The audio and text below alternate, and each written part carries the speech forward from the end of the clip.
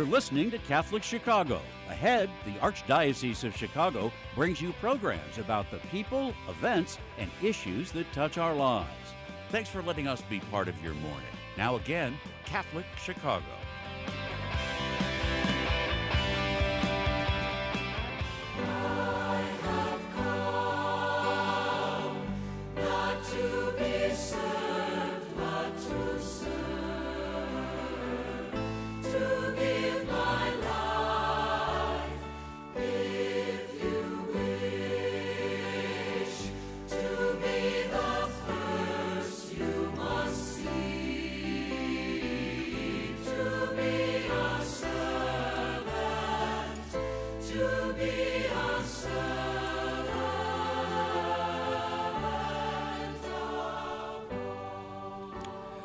Welcome to Diakonia, a call to service. I'm Deacon Jim Norman, Vicar for Deacons for the Archdiocese of Chicago. Diakonia is the Greek word for service and also the root word for deacon. This is a show by deacons, but for all the faithful of Chicago, those called by baptism to be priest, prophet, and king. We're taking this episode with Deacon Dave Brinsick, our Associate Director in the Office of the Permanent Diaconate, and Deacon Richard Hudzik, our Director of Ongoing Formation, to just reflect back on our episodes of 2023, the guests that have been on, our most memorable episodes, and then talk about also those questions we might have asked, those guests we hope to have had or would have had on the show, and those we hope to have in the future. So we'll begin there, just sharing our favorite episode from 2023 and why. Let's start with Richard. Well, of course, my favorite is one that starred me. That was on my list. I don't know. Yeah, I'm sure we can just close this up right now. I'm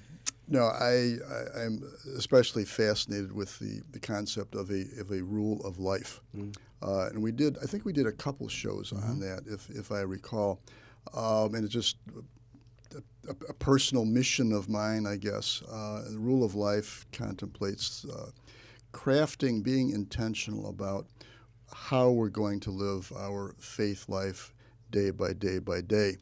And if you're anything like me, you're full of good intentions and follow through maybe for 48 hours, maybe 72 hours, unless I take the time to actually write it down. And not so much a checklist, not that mentality, but to at least have some articulable goals. And the rule of life is this process of engaging with yourself and with God as to where you are most comfortable in your prayer life, and then adopting strategies, practices to fulfill those kinds of yearnings, and what your own personality is. So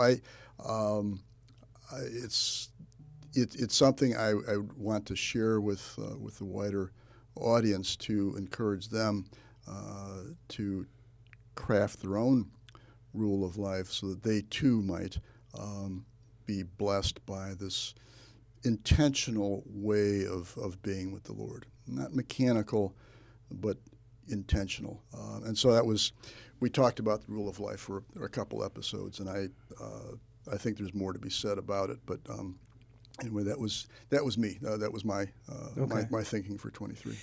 We can take just a few more minutes on that. We did do 2 episodes on the rule of life, and it seemed to me you're saying, the topic itself, what it could do for yourself or an individual who adopted this effort, this exercise of trying to take that on, that there's something there that's really meaningful and valuable. So for our listeners could go back and take a look at those episodes in 2023 and replay those to start building those. It seems like an ideal time, too, in January to start that process or think about that process. Absolutely. Because we're end of the year review, looking forward, and this is a time for perhaps New Year's resolutions and those sorts of things. And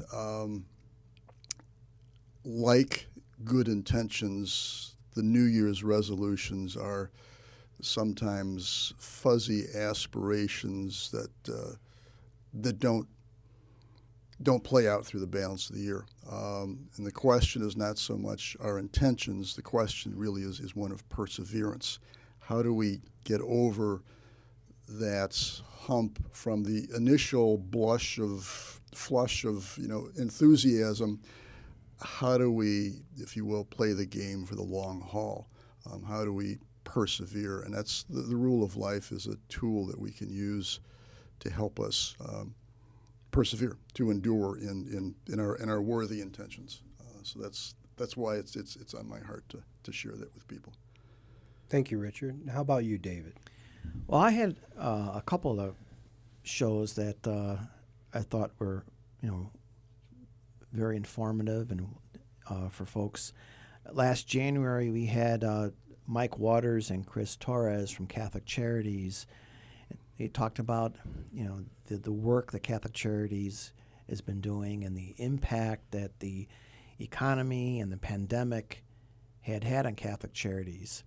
Well, a year later, we're in the midst of the migrants here in the city of Chicago and all the efforts to try to help them. I think, Catholic Charities is even playing even a greater role today. And I think, it would be worth, maybe I'm jumping the gun here, but revisiting with them to see how our parishes, how our diaconate community can continue to be working with partners with Catholic Charities to help these people. And the other show that I really enjoyed was back in December with Deacon Tom Lambert and Tracy Sherva, who talked about their work with mental health and all the suggestions that they had regarding for people who struggled during the holidays with depression. A lot of resources and just useful information for dealing with those times that can be for some people, can be really hard. I think you jumped the gun. Actually, I was saying you went further than that. I think you've set the agenda for February with Catholic Charities and Mike Waters and Chris Torres, bringing them back, especially since there's been so much on the news over the last few weeks about the over 500 asylum seekers that are in the warming stations, another 200 plus in the airport, and unfortunately, asylum seekers back at police stations. And when we hear that, a large 100 so in the warming stations and probably 50 or so in the airport are children. Yeah. It may be a time to revisit with Catholic Charities about what they're doing, share a little bit about what the diaconate community is doing, and also share what we can do as faithful in Chicago to help our neighbors. And, Jim, this kind of came home last week for us when two migrants came to the door of the diaconate office in Forest Park. And we struggled trying to communicate with them. We had to use the translator app. I don't really speak Spanish, but to try to help these people who were seeking food and clothing and a job. And we were able to put them in touch with Catholic Charities after several phone calls and running back and forth to try to help these two young gentlemen get some assistance. But that came home for us. Yeah. Well, I'll add to that story, Dave, which you shared with me. You also provided food for them immediately, and since then, the office, we've set up a fund so that they would receive information on all the resources that are available, a gift card to get them from our office to Catholic Charities, the ability to have a meal and transportation along the way. And so we don't know if we'll have more knock on our door, but we want to be ready and prepared. I think everyone should ask, how can I help in this effort? Definitely. How can I help in this effort? For me, the show that just gave me a lot of energy, there were a couple, but the one the women of the diaconate, their energy, their passion, and their perspective. You know, they said some things that I thought were really profound. They were profound. They were simple, but profound. I recognize that they bring a perspective. I've always recognized that they bring a value to the community, but it was just palpable for me in that session. I'm excited about the work that they have done, excited about the work that they can do, not only for the women of the diaconate, but for the entire community. And even last year, you know, their ad of sending out, we would typically send, Diaconate Council would provide poinsettias to be sent out to widows. But their willingness to come together in groups and send handwritten Christmas cards along with the poinsettias to widows. And the response we got was overwhelming and heartfelt. I mean, for every poinsettia and card received, we received back almost one for one kind of a response from the widows, just acknowledging how this came at the right time. As we talk about, you know, you talked about the Tom Lambert, the interview, how it came at a time when they were, you know, probably grieving, sensing some loss, feeling alone, and here they have an acknowledgement from the community and the poinsettia, a card from women in the diaconate who were reaching out to them, and some of them offering the help, and some of them not knowing what to do with their gratitude that, you know, wrote a check just saying, thank you, Diaconate Council, for what you've done. So I'm really excited about that episode. That was just really kind of powerful. And there was one woman who wrote and said that the poinsettia arrived on the anniversary of her husband's death. Yeah. So that was a reminder of him. That flower was a reminder of him and how it, you know, kind of comforted her throughout this Christmas season. So, yeah, that was something very special. Yeah, we talked previously at another time about those grace moments and highlights, and how God is working and how we can bump into Him in our day, in the ordinary places, in the simple things, and to think that effort that had started years ago with the poinsettias now has, you know, the handwriting of the women of the diaconate all over it, and creating these kinds of moments within our community is really powerful. Really powerful. Is there a guest, to think about this, is there a guest that we did have, maybe from one of the episodes, that there's a question you would have asked or you'd like to have more time with? Sure. In December, we interviewed Dr. Tom Sullivan, a dentist from Westchester, from my home parish, Mary Mother of Divine Grace. He does an annual medical mission trip to Honduras. He's a dentist, as I say, and it just struck me as such a rich experience for him, along with the multitude of other things that he does in the parish. He's a musician. He's on the parish council. He does a lot of things. But just that, explore with him further what it's like to move from the neat and clean, pristine office that he has in Westchester to more of a rough and tumble sort of experience in Honduras, where the needs are exceedingly great. I would have wanted to talk further about that, and also to have the time to drill down into one of my favorite themes, and that is the role of the baptized. And Jim, I think you mentioned this in the intro to the program today, maybe every time, but the idea of priest, prophet, and king, to explore that more fully with him. For me, it's an entree that we can use to lift up every single one, every person whom we encounter, every baptized person, to dignify their lives and to awaken in them. They're not just, the old model, pay, pray, and obey, just which is a million miles away from the reality. And to have had the opportunity to explore in concrete terms with Dr. Sullivan what it means as a baptized person to be priest, prophet, and king. And, maybe we can explicate that further. Okay. So Great. Well, let's take a break and we'll come back and talk about who we'd like to have on the show in 2024.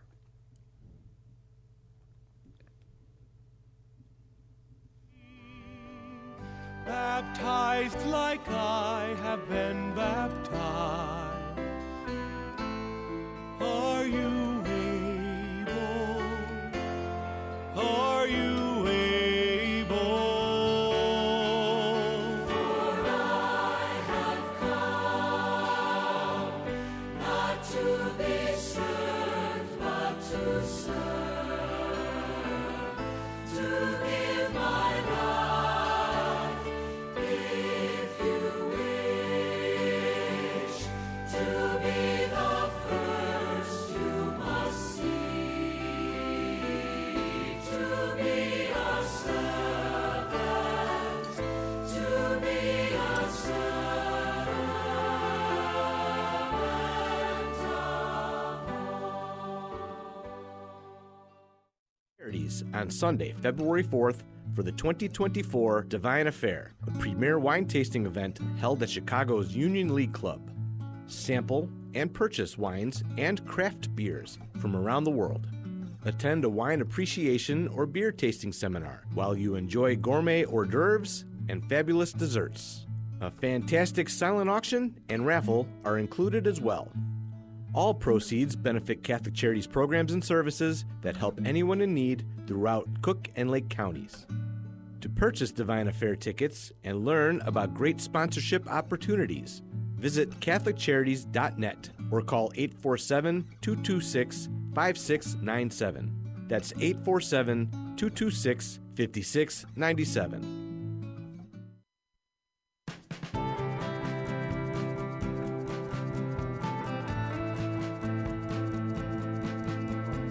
People always say, how can you spend your day with 3-year-olds? Seeing the changes that they go through and just the journey and how they grow, this is a very rewarding job.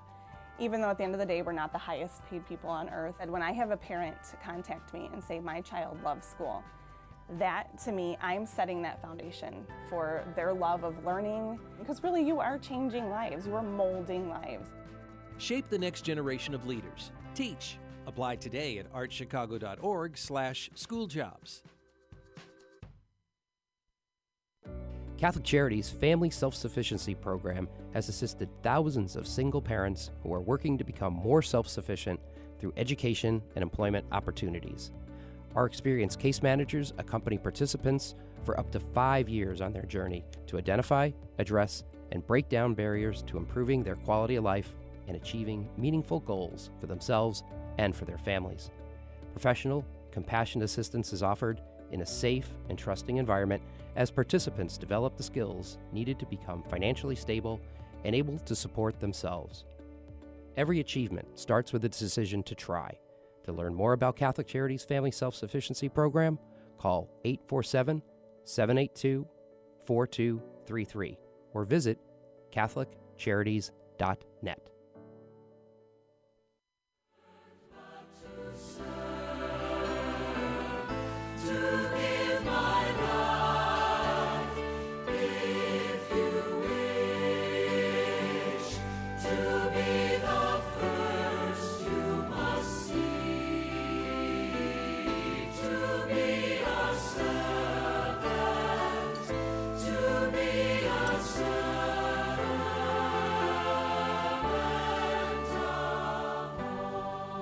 Welcome back to Diakonia. This is Deacon Jim Norman. I'm here with Deacon David Brinsick and Deacon Richard Hudzik. Before the break, we were talking about a particular episode with Dr. Sullivan and this wanting to spend more time with him and exploring the notion of priest, prophet, and king for all of us in our work, outside of our work, and as it would relate to Dr. Sullivan. And Richard, you want to say more about that? Yeah, I just, as I mentioned before the break, priest, prophet, and king is the identity that every baptized person has.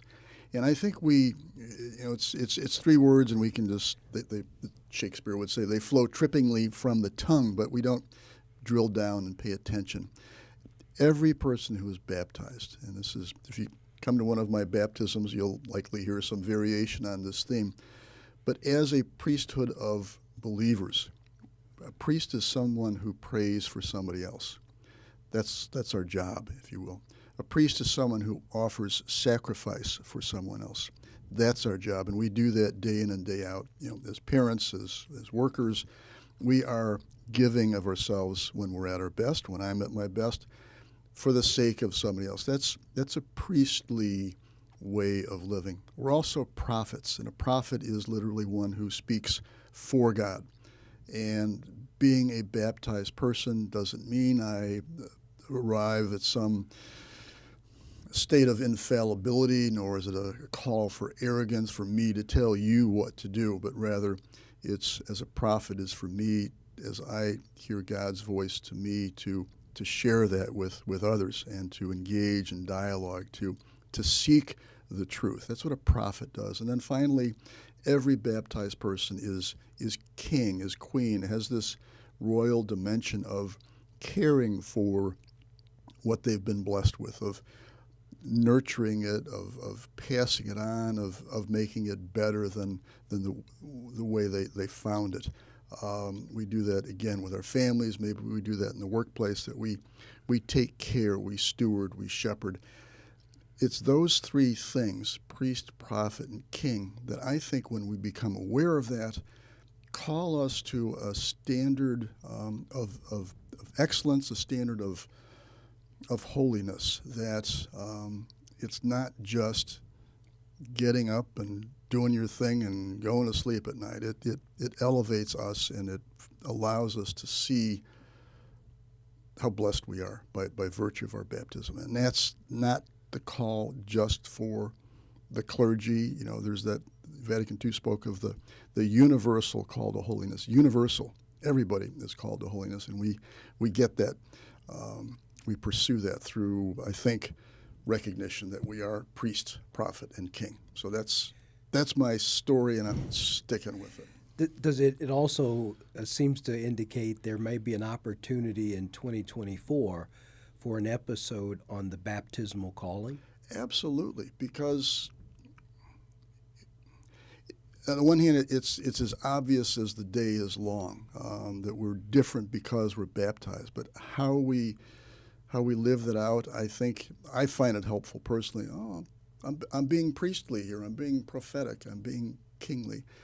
I think it's an aid to offer this construct for us to live our life in the particularities that we find ourselves. Okay. After the show, we'll book a date for Deacon Richard Hudzik to be back we with us. There we go. To talk about our baptismal if I can promises. squeeze it in, I'll see in your busy calendar. And Dave, how about you? Well, I think we're always looking for interesting stories, especially from our community, that we can share with our listeners. Our deacons do such wonderful work in serving the Lord and the church. So just being, keeping our ears to the ground for those stories. But I think, we should invite, Deacon Tom Lambert and Tracy, Sherba to come back maybe again in December, because they're experts in the field of mental health, and they're just a wealth of information and knowledge to share with people who can who might be struggling that time of year with the holidays. There may be an opportunity too. There's been a lot recently on the notion of loneliness. Mm-hmm. That in society we feel loneliness more severely than at any other time. And actually medical reports that are saying loneliness is as detrimental to health as smoking. Right, it's a killer. Yeah, it is a killer. So perhaps there are two shows that they could talk about this topic of loneliness, why it exists, how to address it for yourself, and how to support others who may be experiencing it. Could be a topic for us in 2024 worth exploring within the next few months. So that's a great idea, a great suggestion, and certainly back during the holidays, it's kind of this, I find it, this contradiction, but as I get older, I may be leaning more that way myself. this contradiction that it is a season of hope and expectation for some. But for some, it's this period of deep sadness and grieving and loneliness. And so very appropriate to bring them back. They've been in this space for such a long time with so much knowledge and expertise. I'd love to have them back as guests. I'd also, as we go into 2024, if it is at all possible, I would love to know who's out there, who's watching us on YouTube, who's listening to us on the radio. I'd love to know what's touched them. I'd love to know what they have questions about. I'd love to know what questions they have for our previous guests, what guests they'd like to see back. I'd love to, at some point, have some of them sit here at the table with us and talk about how, if, through the grace of God, if any of the episodes have touched them in any way, if they've tried to implement any of what's been shared here, like the rule of life, and what's worked for them and what's not worked for them in 2024. So I'd love for us to interact and engage with those that are watching and those that are listening. And so I think we do have a way for you to do that, to talk to us. So as they say today, clap back at us by email. Certainly if you're watching as a podcast on YouTube, in the comments below, let's have a conversation. Share guests you'd like to see. Share questions you'd like to ask any of us. Topics you'd like us to explore in 2024. If you're not watching on YouTube and you're listening, we will put up and share with you the email address where you can reach out to us and share your thoughts and ideas. What's working well is with the show Diakonia. What can we improve on with the show? Because we'd love to hear from you. The other off air, David said, well, we could have the Pope on, and he doesn't have to be here. That would be great. Yeah. I'll let you ask the questions on that one. You have Google Translate, right? That's right. Yeah, I could do that. Yeah. But, I'd say maybe the vicar, some of those who are leading efforts in the Archdiocese, like evangelization.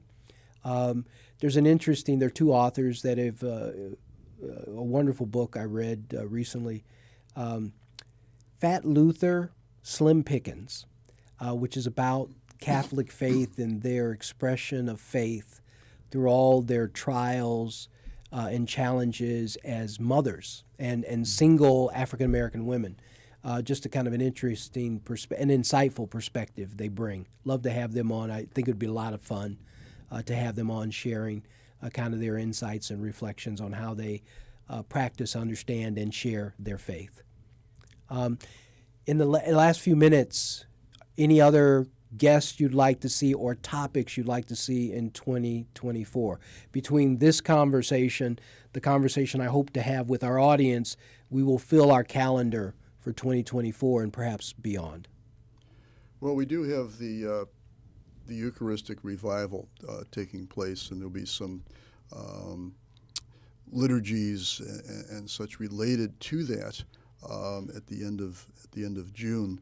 There'll be a variety of opportunities for prayer and reflection on the Eucharist, and so we could tip people off to that before it happens as to how they might plug into that, and I think that would be useful for people. Well, I think even afterwards, after the Congress, if those who have attended, for people to share, some of our deacons to share what that experience was like. Yeah, that's good. Yeah. So stay tuned, engage with us, clap back, give us your feedback and your input. We're excited about what 2024 brings as we are here together. Thank you all, gentlemen, for being here with us today. God bless everyone. Thank you.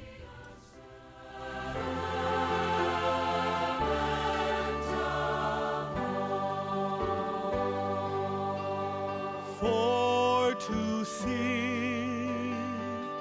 at my right hand or at my left